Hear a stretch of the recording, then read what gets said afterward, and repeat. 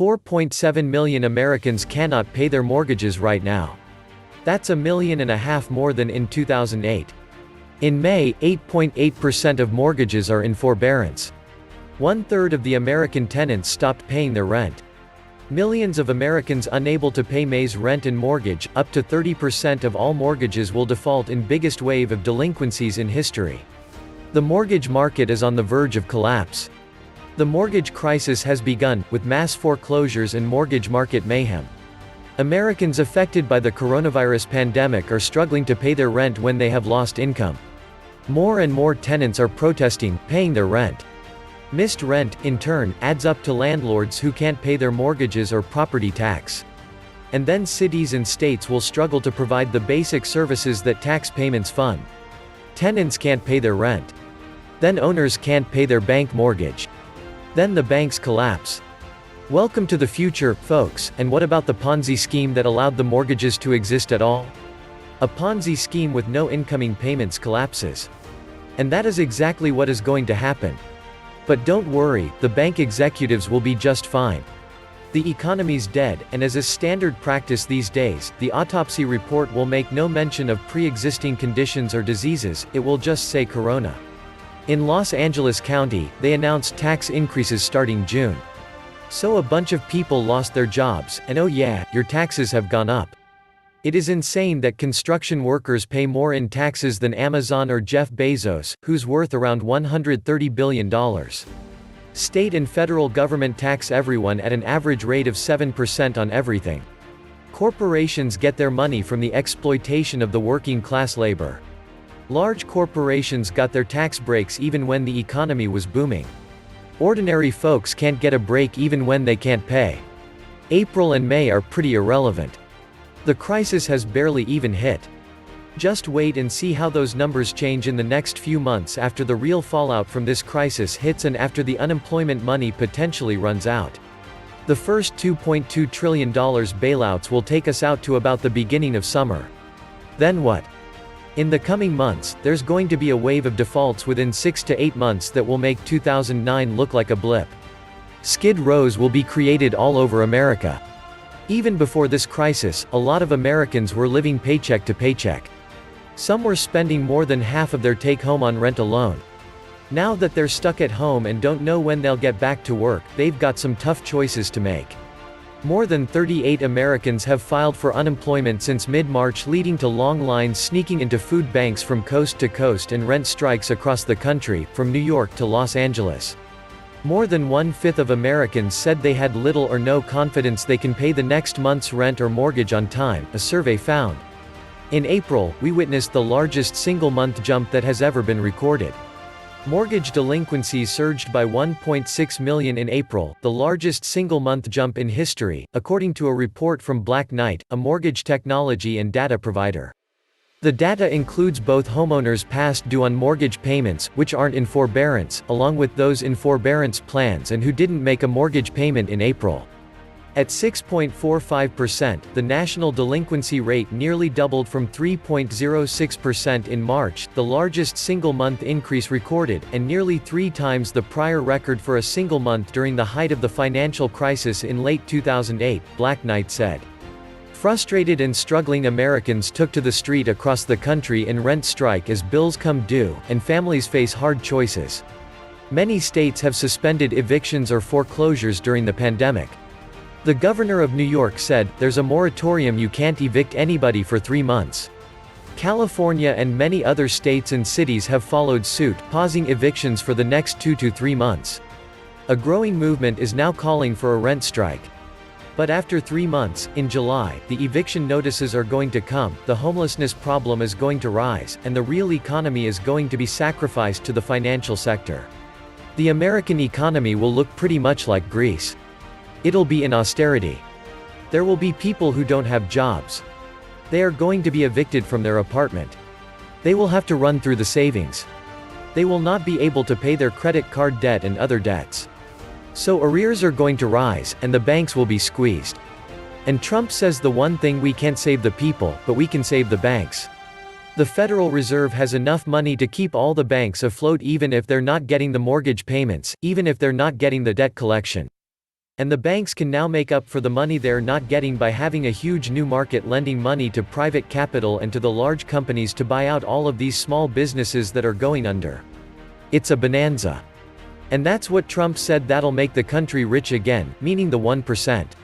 Not a problem when the government prints money, and the peasants don't have to rely on the elites to lend to them. Or is using the magic wand only okay when it comes to bailing out the wealthy, propping up their portfolios by manipulating the stock market? As a result of Wuhan flu, most companies in the US declare bankruptcy, financial institutions stick their hands out to Fed fills their pockets.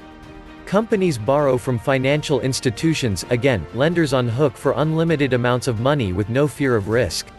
Rinse and repeat. The Fed balance sheet, the one we get to view, will be 12 to 18 trillion in the next 6 to 12 months. All hands on deck to keep the stock and bond market from imploding. They are going to cannibalize and feed everyone to their friends on top. We see the collapse of civilization as we know it. And this is only the beginning. We have a $22 trillion debt owed to a private central bank. That is the problem. They buy bonds and flood the country with money. Then, those 10-year bonds mature, and money is transferred from wherever it was, back to the central bank. That is the problem, private central banks. There is no way out peacefully. The powers that be think inflation is prosperity. They are firmly squeezing the economy into hyperinflation, where they own everything, and the people are left to perish. The banksters don't need us anymore, and the real disastrous calamity has yet to occur. This is the retirement of bonds purchased by the Fed for QE2. There's a third wave, due over the next year. 10 years from QE1 happened in 2018. This is QE2. Quantitative easing 3 is due to retire shortly.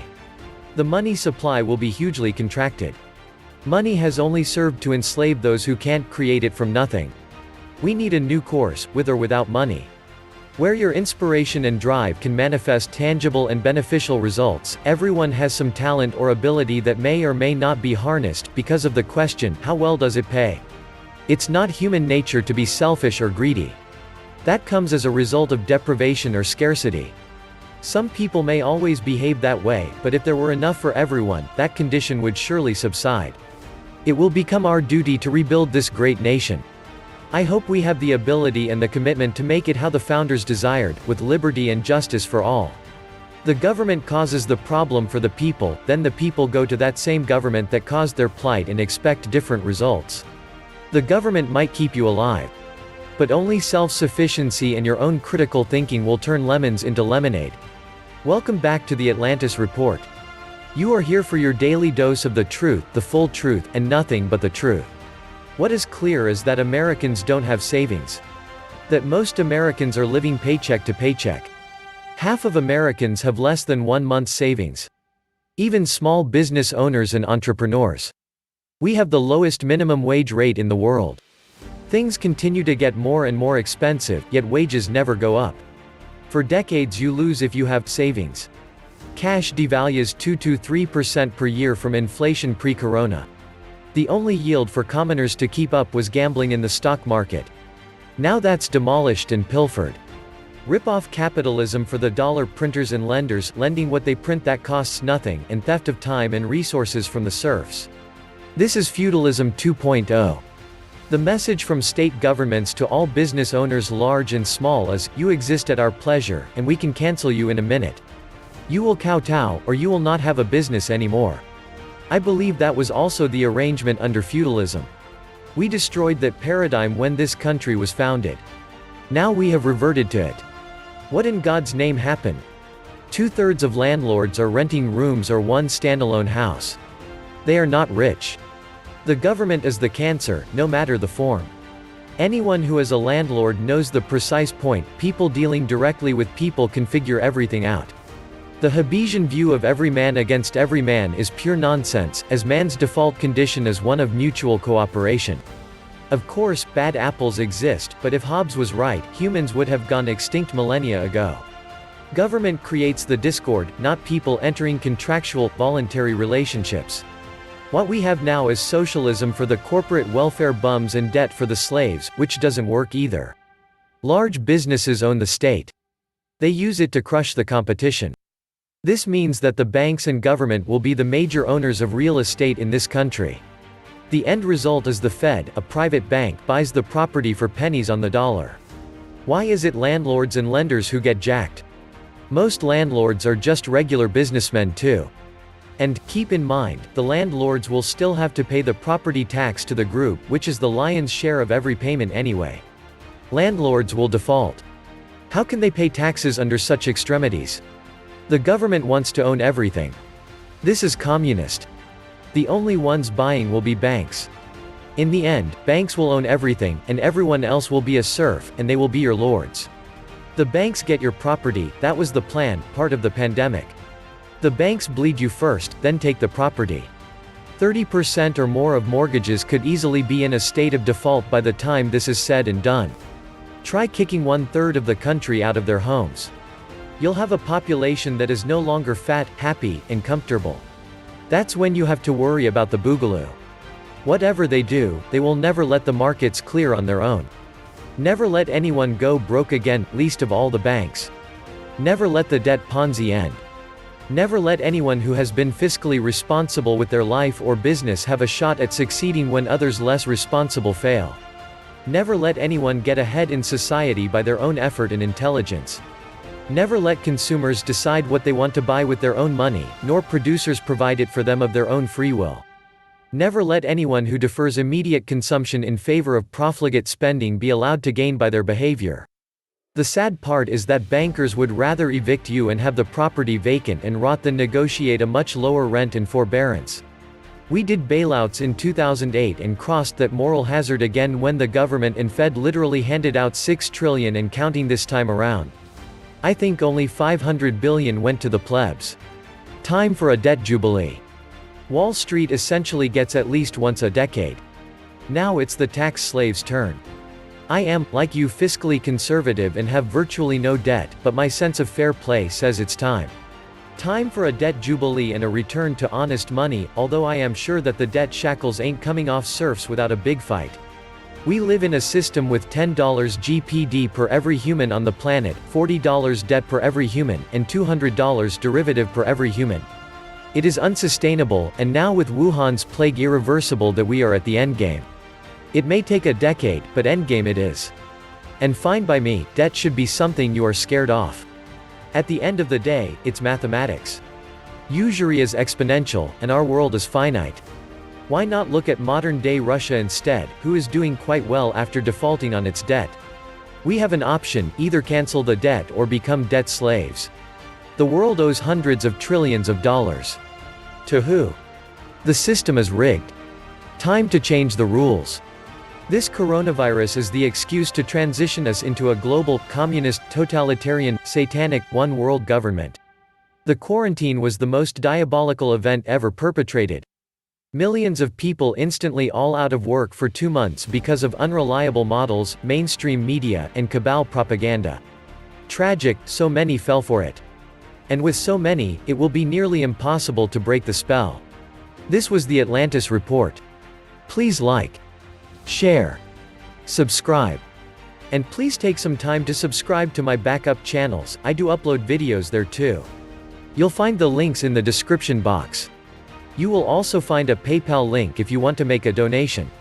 Thank you wholeheartedly to all those of you who have already donated. Stay safe and healthy, friends.